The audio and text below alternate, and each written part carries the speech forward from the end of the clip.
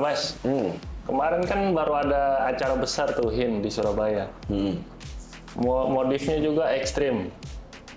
Nah, menurut Mas Dion gimana nih? Kan Mas Dion di setiap iklannya tuh punya tagline mobil adalah investasi. Nah, itu gimana tuh Mas? Nggak semua mobil punya nilai investasi, Rizky. Siapa nama Ardiansah. Jadi nggak semua mobil punya nilai investasi. Yang saya maksud nilai investasi atau di iklan, tagline, di Instagram, di Facebook, di video, itu kan mobil yang limited atau mobil yang jarang banget di Indonesia tapi banyak peminatnya. Jadi bisa dibilang dilihat dari supply dan demand. Kalau misalnya supply-nya sedikit, demand-nya banyak, itu bisa jadi peluang besar untuk mobil punya nilai investasi yang lebih tinggi di tahun-tahun berikutnya. Contohnya kayak Type R yang keluar di Jepang atau bisa disebut Japanese domestic market, itu kan nggak dijual belikan di sini juga untuk barunya. Jadi kayak FD2R, kayak EK9 itu cuma keluar di Jepang, akhirnya cuma diimpor ke Indonesia, diimpor ke Indonesia, dan itu nggak banyak juga yang punya. Ketika udah harganya udah pada digoreng, sekarang udah digoreng, kayak EK itu udah sampai 1M, kemudian FD2R juga udah sampai 1M, itu udah banyak yang mau sekarang. Nah, itu yang bisa dibilang nilai investasi, karena harga barunya dulu nggak sampai 600 juta. Sekarang udah bisa sampai 1M. Nah, itu punya nilai investasi. Kayak gitu. Jadi kalau kayak Agya, Ayla, Nova, dan Pajero itu nggak punya nilai investasi, tapi harga jualnya tetap tinggi karena banyak peminatnya, banyak yang make. Dan kalau misalnya selain dari merek itu, mungkin merek-merek yang agak sedikit peminatnya, itu pasti bakal turun lumayan drastis. Karena jarang peminatnya, barunya aja jarang, apalagi secondnya. Kayak gitu. Kalau mobil kan investasinya mahal tuh Mas, apalagi yang limited. Mungkin ada opsi lain buat investasi Mas. Bahas investasi berarti. Mobil itu nilainya sebenarnya tiap tahun itu naik dari pajak. Jadi pajak itu bakal naik tiap tahunnya. Terus kalau misalnya dibanding dengan tahun-tahun yang lalu sama tahun sekarang, kita 100 juta dulu sama sekarang juga udah beda karena inflasi pertama. Yang kedua karena pajak juga. 100 juta dulu mungkin bisa dapat sekelas Estilo kalau dulu. Karena di tahun 2010 aja itu secondnya masih 90 juta, bahkan kurang dari 90 juta. Kalau sekarang 100 juta, paling dapat Agya Ayla sama Karimun.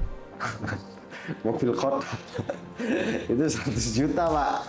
Kalau misalnya ditabrak, tapi kan amit-amit nggak ada yang mau nabrakin mobil sendiri ke tembok juga nggak ada yang mau.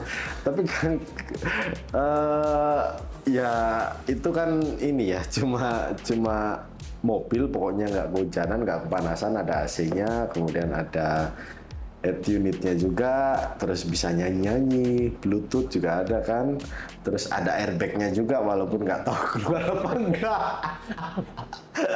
Ya pasti keluar lah karena udah diuji coba juga. Terus jadi cuma yang dibuktikan cuma itu, karena kan kita beli mobil berdasarkan kebutuhan. Tapi kalau nilai investasi, ya investasi balik lagi, semakin tinggi nilai inflasinya ini, rupiah melemah, semakin tinggi juga nilai investasi mobil-mobil limited karena jarang yang punya dulu. Tuh. Kalau misalnya saya pengen punya mobil ya Mas, cuman itu menurut Mas Dion kredit apa cash ini? Mobil pertama. Mobil pertama. Oke, kita bilang mobil pertama. Kalau mobil pertama menurut saya cash. Karena kalau kredit itu namanya mobil ada penurunan, terus suku bunga juga agak lumayan tinggi, terus udah bayar asuransi lagi. Terus kemudian belum lagi kalau misalnya ada biaya maintenance dan pajak, jadi harus dihitung semuanya, total keseluruhannya. Jadi kalau misalnya dapat Kita kasih contoh yang gampang aja, kayak mobil Agya gitu, harga 100 juta di tahun 2013, terus kita kredit 5 tahun, itu mungkin bunga bisa sampai 40 sampai 50% ya kalau untuk 5 tahun, karena udah include asuransi juga. Jadi kalau bisa dihitung-hitung sama maintenance dan pajak, harga Agya dulu itu bisa 200 juta kalau misalnya dikredit. Jadi agak sedikit ini ya, agak sedikit enggak sih, agak banyak ruginya kalau misalnya ngambil kredit. Tapi kalau misalnya belum bisa beli kredit, lebih baik disarankan buat belajar tentang investasi dulu. Kalau misalnya teman-teman masih bingung, masih ada pertimbangan dan masih bisa untuk diusahakan riwa-riwi pakai aplikasi Gojek, Grab dan lain-lain, ya kenapa nggak dipakai dulu? Karena mobil nilai turunnya juga udah lumayan sekarang, apalagi kalau ada krisis gitu udah lumayan juga. Jadi lebih baik dialokasikan ke saham dulu, saham-saham yang ini ya, yang lebih aman lah, yang lebih aman. Nabung dulu kayak emas kan naiknya bisa sampai 2-3% per tahun, jadi kita tabungin dulu ke emas, karena nilai emas ini bisa menjaga nilai rupiahnya juga gitu. Jadi intinya cash dulu. Kalau misalnya belum bisa cash, nabung dulu. Siap. Gimana? Nah, tadi kan Mas Yun ada ngomong ada 3 jenis ya, mobil, emas, sama saham. Kira-kira dari Mas Yun sendiri yang paling worth it apa, Mas? Kalau sekarang bahas investasi, ini saya juga bukan ini ya, pemain invest profesional ya, karena saya kan bergulat di dunia otomotif. Kalau menurut saya untuk investasi jangka panjang mungkin di saham, atau bisa jadi kalau misalnya kalian kuat mental dan kuat jasmani dan rohani, kalian bisa main kripto, ya kan? Itu kalau misalnya kalian kuat, karena bisa buat kalian kaya mendadak. Terus kalau misalnya kalian pengen jaga nilai uangnya, lebih baik di emas. Cuma kalau teman-teman otomotif yang punya rezeki lebih, punya berkat lebih, mungkin kebanyakan teman-teman otomotif bakal nyaranin beli mobil yang limited. Kayak contohnya Yaris GR, kita anggap Yaris GR itu barunya 700 juta dan serinya limited, yang katanya nggak bakal lagi keluar GR. Kenyataannya masih keluar sekarang. Tapi dulu harganya 700 sekitar 700 jutaan, sekarang dijual bisa sampai 1 miliar lebih. Itu kan investasi yang jangka pendek yang emang ada resikonya. Namanya investasi kan high risk, high return. Jadi resiko besar, returnnya juga besar.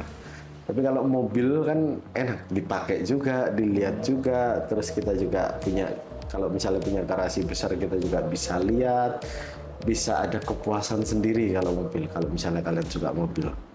Dan kalau misalnya kalian beruntung, ya kayak Yaris GR, naik terus akhirnya harganya. Jadi enak, bisa jadi nilai investasi. Dan untuk yang lebih baik yang mana, itu punya nilai sendiri-sendiri dan kalian bisa pilih dan pelajari sendiri-sendiri. Kalau menurut Mas Yun nih, kira-kira worth it beli mobil baru atau mobil bekas untuk mobil pertama ya? Oke, lebih baik itu mobil second. Karena mobil second juga harga jualnya udah jauh sama mobil baru. Karena kalau misalnya kita beli mobil baru untuk saat ini, misalnya kayak Agya udah sampai 200, anggap aja 250 juta. Terus kalian jual minggu depan udah 200 juta, Bos. Asli udah 200 juta.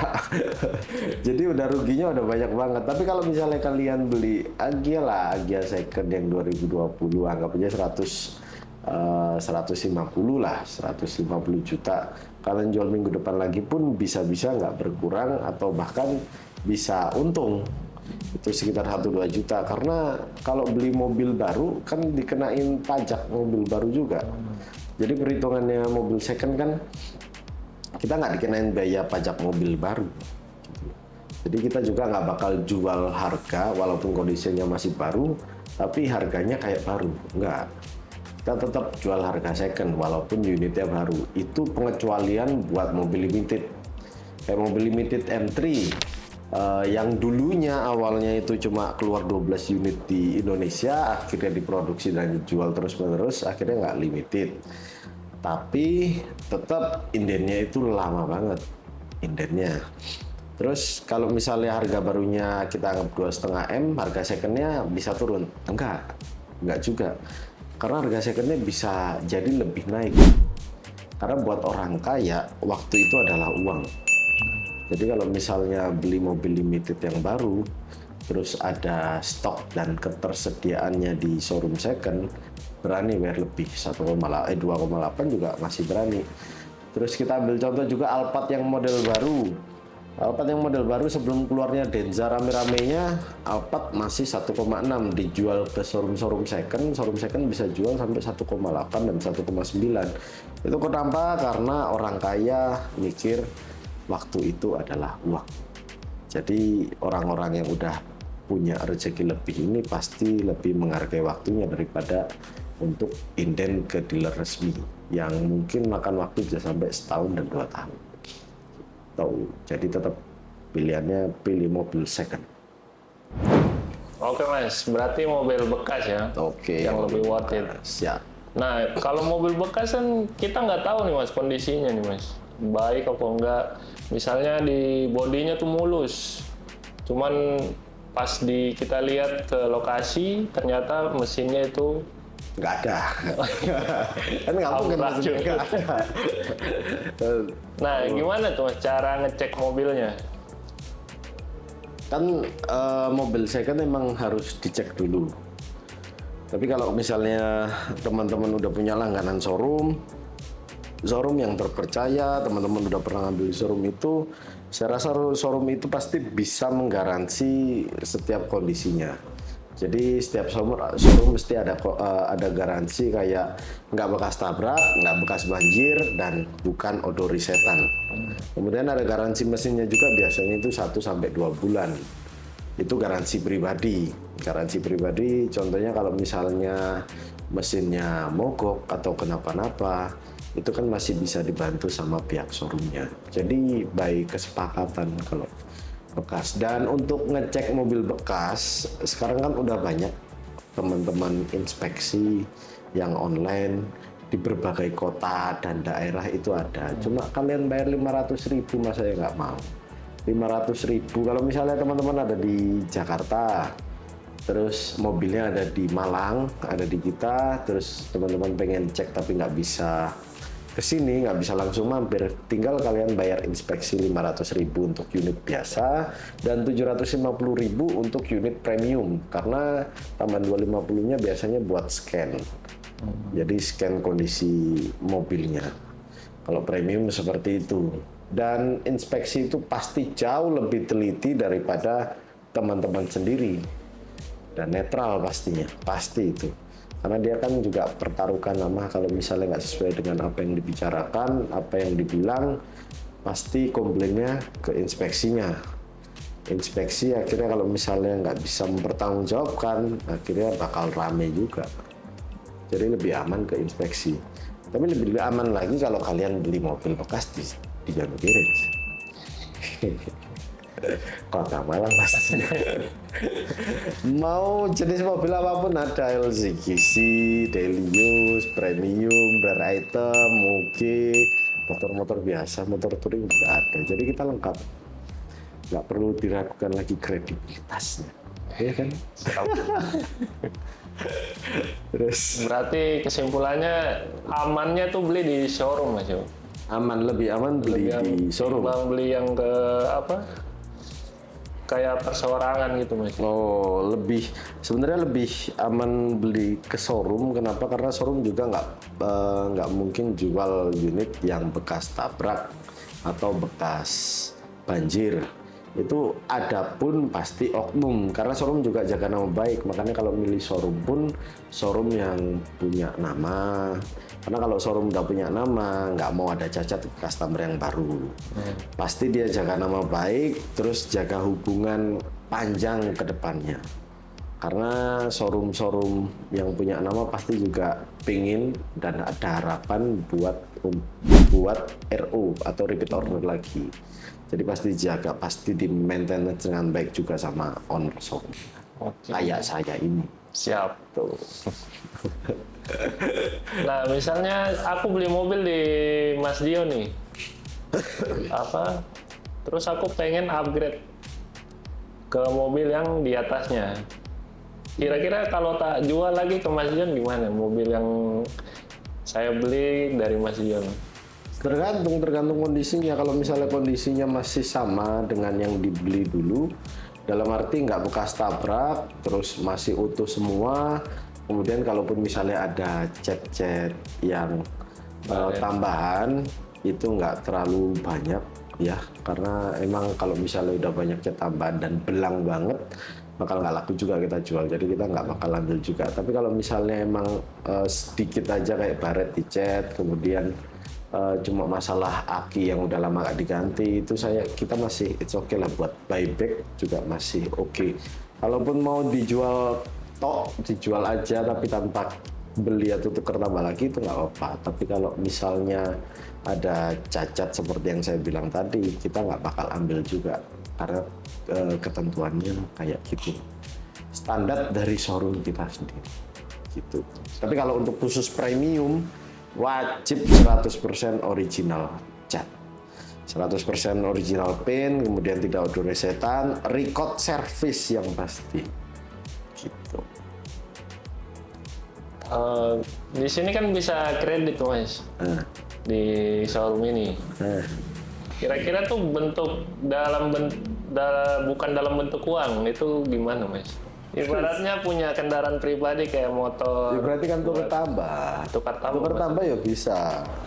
Tukar tambah bisa, mau sama emas antam, mau sama saham, oke lah, kalau apa lah. Kan bisa diduitin juga.